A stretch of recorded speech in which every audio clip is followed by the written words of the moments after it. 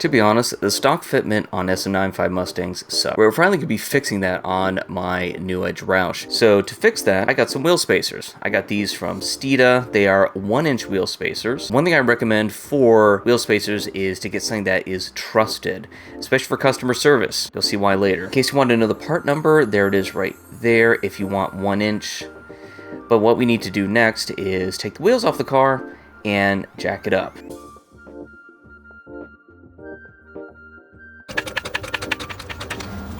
When in doubt, always put your car on jack stands. You don't want to fall over.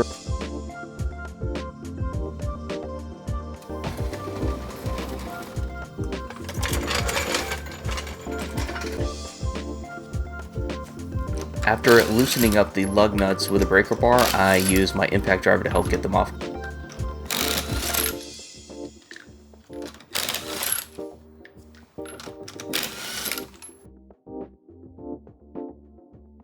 I'm right now putting on the new wheel spacer and I'm snugging it up because I've had an issue with getting wheel spacers for these wheels, and you'll see why.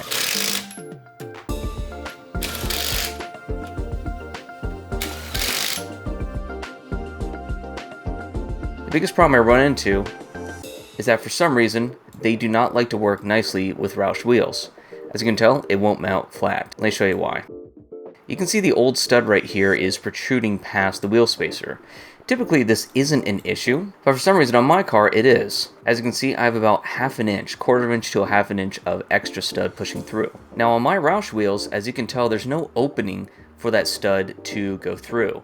There's those little holes right there, but honestly they don't really fit, if that makes sense. They're too tight. On other wheels I've had, this has been an issue, but for some reason on the Roush wheels, it is. Now, one thing people do is they will actually just cut the stud down. I don't like that. 1, it's messy. 2, I'm worried I'm actually going to mess up the threads. 3, I can just simply exchange the wheel spacers. So, here we go again. I reached out to Steeda, they helped me out, and now I have 1½ inch. As you can tell, these are much thicker than I was expecting, but also they look pretty dope. There's the part number in case you need it.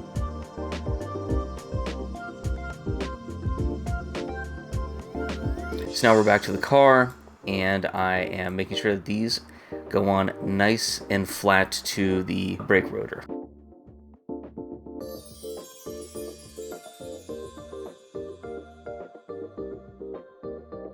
After I get them all snugged up, I bring out my torque wrench and I set it to 110 foot-pounds of torque. It was very easy to tell that these were going to work out because the stud absolutely disappeared inside them. Once that was done, I went ahead and put on the wheel. It fit absolutely perfectly. There was no issue with trying to get it to sit flat on the wheel spacer. And again, I will go ahead and snug it up and torque it down. I usually do the wheels at about 90-95 foot-pounds of torque. I just want to make sure my wheel spacers are on a lot tighter.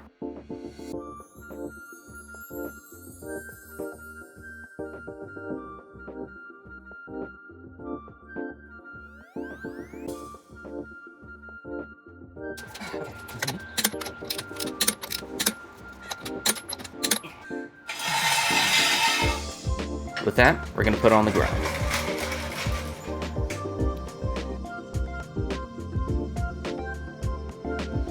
And voila. As you can tell, my 1½ inch wheel spacers really pushes the wheel out. I thought it was going to be a bit too much, but actually I really like it. Now I need to get some wheel spacers for the front, so since those are now starting to look sunken in, but I love how this looks, especially with the rake suspension layout I have. It's right on the money, as you can tell there with the fender. Honestly, this is a must-have mod for SN95 Mustangs to fix that embarrassing wheel placement.